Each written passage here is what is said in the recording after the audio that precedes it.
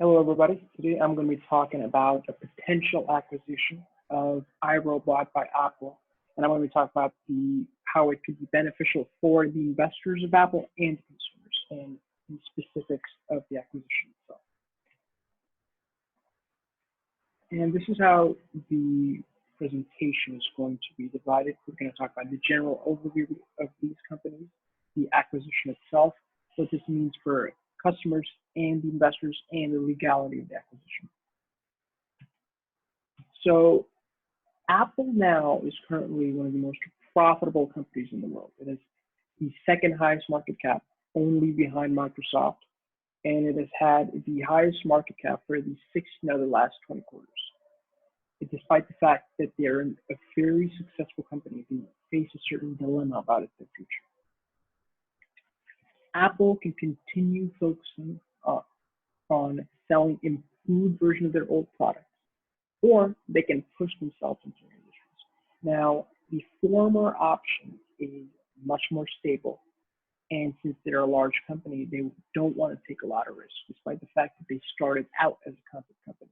However, if they want to continue their growth and stay influential in the tech industry, they have to start to invest in new technologies, in new arenas of the tech industry.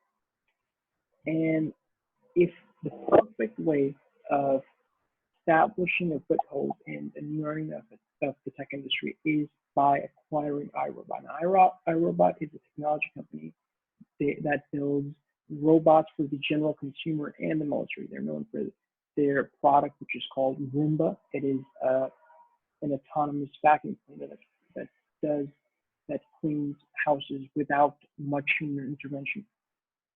And they're a company that have done extensive research in AI. And if Apple purchases iRobot, then Apple can use iRobot as a foothold, as an initial step to get further into the industry. And Apple can use the research that they have done on AI and robotics to improve their own technology. Now, let's look at the acquisition itself. So Apple's market cap is $1.26 trillion, which is the second highest in the world. And iRobot's market cap is $1.68 billion, which is a bit more than 0.1% of Apple's market cap. And Apple also has a lot in cash and equivalents, almost $40 billion. And because of the fact that iRobot is a much smaller company compared to Apple, and Apple has so much in cash and equivalents, Apple is able to acquire iRobot with 100% cash. They don't have to get in debt, and they also don't have to sell equity, give away their equity. And the acquisition would cost $3.36 billion, which is twice iRobot's market cap, and it would be considered a premium price. And this would be Apple's new balance sheet. The 3 points to get away from that is Apple's stockholders' equity increases by $652 billion to $90 billion. It increases by $650 billion.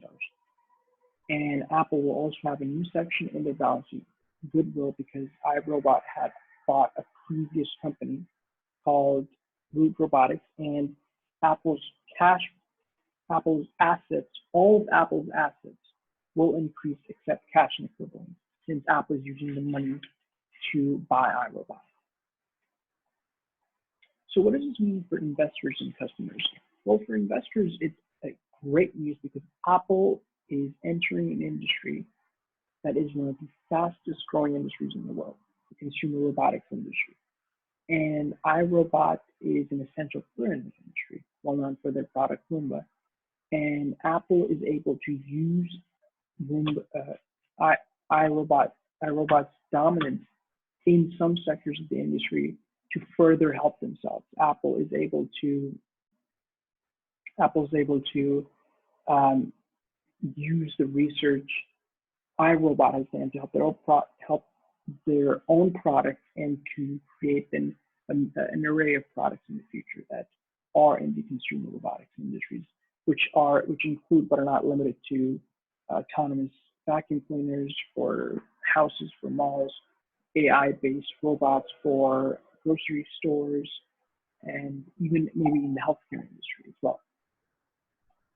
And here's some stats on the consumer robotics industry. Currently is worth around $17.7 billion and is expected to rise up to $76.3 billion in 2026 in just 6 years, which means that the industry will grow at an annual rate of 22.9%. And iRobot is dominant in that industry, especially in the autonomous vacuum cleaners industry.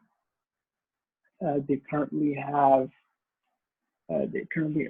market share of 52%, and which means that iRobot is very influential in the industry.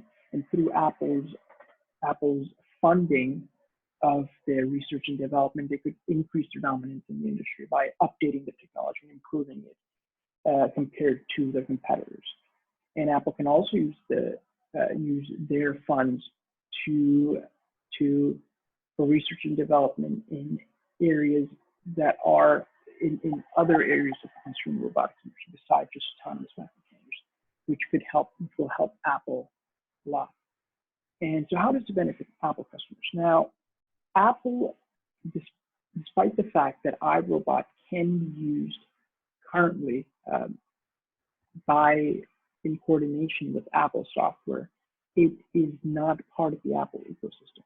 It is Roomba, for instance, doesn't get commands right out of the box. You have to take further steps to be able to use Siri on it. So it's not integrated in Apple's ecosystem very well, which makes sense because it's a separate company.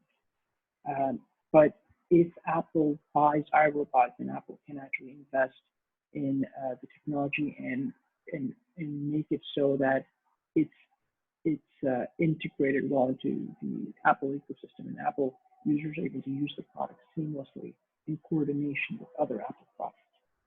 In addition, what we've seen due to the coronavirus is that consumers now are more accepting of AI and robotics. The more they're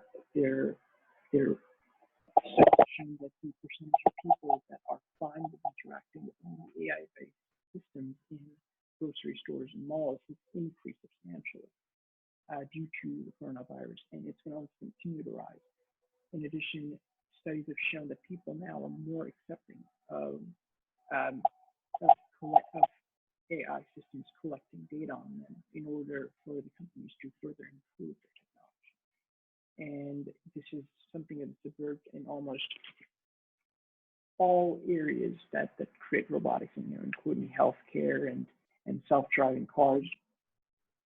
And since consumers are more willing to use robots and they're more accepting of robotic technology, by having Apple, which is the second largest company in the world, Apple is going to be able to bring about positive change, is going to be able to invest more in this technology and create new products, and the advancement will be faster because of Apple's tremendous funds. So what about the legality of the acquisition? Well, one thing the government should know about the acquisition is that Apple will still face strong competition. Now, tech giants like Google, Amazon, Alibaba, Samsung, Microsoft are involved in the consumer robotics market, which means that Apple is not alone. They have to compete with these companies, and all these companies have a ton of resources, both in terms of money and in terms of research that they've done on this industry and the technology. So Apple will not come and just dominate. Apple will still face competition, and by purchasing iRobot, they're not establishing a very strong foothold. In addition, Apple's market cap is much higher than iRobot. Now, the reason this is significant is because Apple can actually invest in their own consumer robotics research. They can actually spend money and make their own sort of mini iRobot company. But the reason Apple is better off buying iRobot is because it's much more expedient. They'll have the technology at their disposal faster. So this is as much about the pace of development than it is about the development itself. So it is important to note that the government is not, this is something that Apple can do on its own, but it's taking a strategic um, decision to buy iRobot. And even if iRobot didn't exist, Apple could still make the technology. Just it's choosing to make it faster by purchasing iRobot. So that leads us to the conclusion of the presentation. So conclusion basically is the potential acquisition of iRobot by Apple could be incredible for both companies. Despite its small price tag, the purchase of the company will allow Apple to enter into new arenas, new areas of the tech industry, and it will benefit both customers and investors.